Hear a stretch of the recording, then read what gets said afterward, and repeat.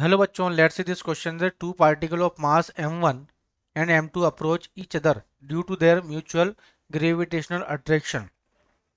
ठीक है, तो आपको बताना है यहाँ पे ऑप्शन। क्लियर?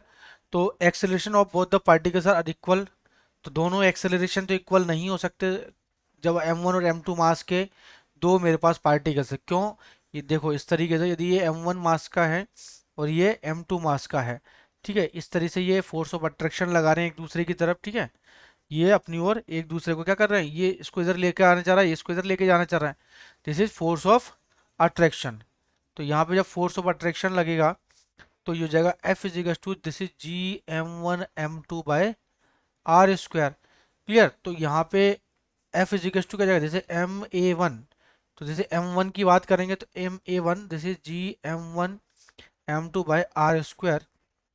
ठीक है, यदि डिस्टेंस इन दोनों के बीच में क्या है, स्मॉल आर है तो m1 से m1 कैंसिल हो गया, तो a1 is directly proportional to किसके है, m2 के, तो फिक्स डिस्टेंस है। इसी तरह से a2 is directly proportional to m1।